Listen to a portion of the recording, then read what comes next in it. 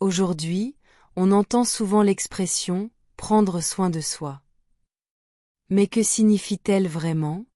Est-ce juste se faire plaisir, se reposer ou s'offrir un moment détente? En réalité, prendre soin de soi est un concept bien plus profond, à la fois psychologique et philosophique. C'est un chemin vers la connaissance de soi, l'équilibre intérieur et le respect de sa propre humanité. Dans cette vidéo, on va explorer ensemble ce que cela veut dire, pourquoi c'est essentiel, et comment on peut le mettre en pratique chaque jour. 1. La dimension psychologique du « prendre soin de soi ». Sur le plan psychologique, prendre soin de soi, c'est écouter ses besoins intérieurs. Souvent, on vit à un rythme rapide, en répondant aux attentes des autres, du travail, de la famille, de la société, et on finit par s'oublier soi-même. Se reconnecter à soi. Prendre soin de soi commence par un retour vers l'intérieur. Identifier ce qu'on ressent vraiment. Reconnaître ses émotions sans les juger. Accueillir sa fatigue, sa tristesse ou sa joie comme des signaux utiles. Cela demande de l'écoute de soi. Parfois, cela passe par le silence, la respiration ou l'écriture. Respecter ses limites.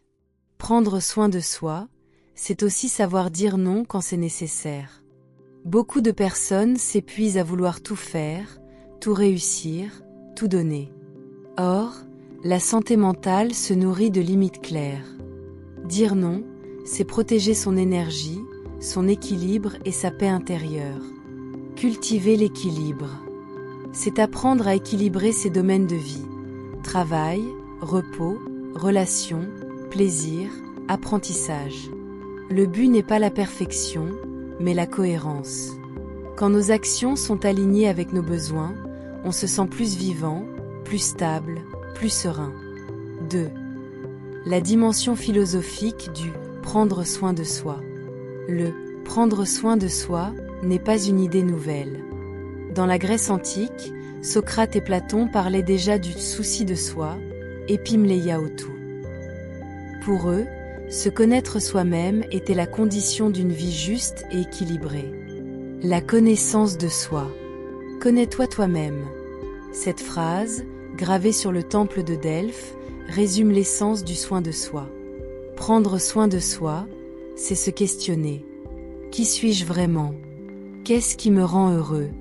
Quelle valeur oriente ma vie? C'est une démarche de lucidité. Apprendre à se regarder sans masque, sans se juger, mais avec honnêteté. La liberté intérieure. Pour le philosophe Michel Foucault, prendre soin de soi est un acte de liberté. C'est refuser de vivre selon les normes imposées et choisir consciemment sa manière d'exister. En ce sens, prendre soin de soi, c'est reprendre le pouvoir sur sa vie, sur ses choix, sur son temps. C'est un acte profondément humain, qui nous rend plus authentiques et plus présents au monde. L'amour de soi sans égoïsme. Prendre soin de soi n'est pas du narcissisme. Ce n'est pas se couper des autres, mais au contraire, se renforcer pour mieux aimer et partager. Quand on se sent bien, on est plus capable d'écoute, d'empathie et de générosité. 3. Comment prendre soin de soi au quotidien?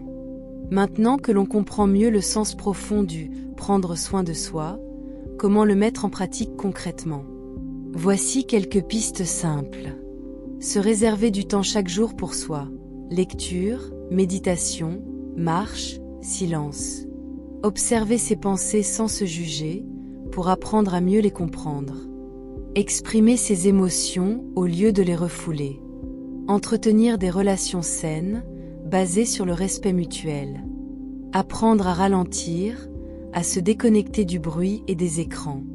Faire des choix alignés avec ses valeurs, même si cela demande du courage. Chaque petit geste compte. Prendre soin de soi n'est pas un objectif à atteindre, mais une attitude à cultiver jour après jour. Prendre soin de soi, c'est donc bien plus qu'une mode ou une simple routine de bien-être. C'est un chemin de connaissance, de respect et de liberté. C'est oser se regarder en face, écouter ses besoins profonds, et choisir une vie qui nous ressemble vraiment. En prenant soin de soi, on se reconnecte à ce qu'il y a de plus vivant en nous, et c'est de là que naît la force d'aimer, de créer et de donner aux autres.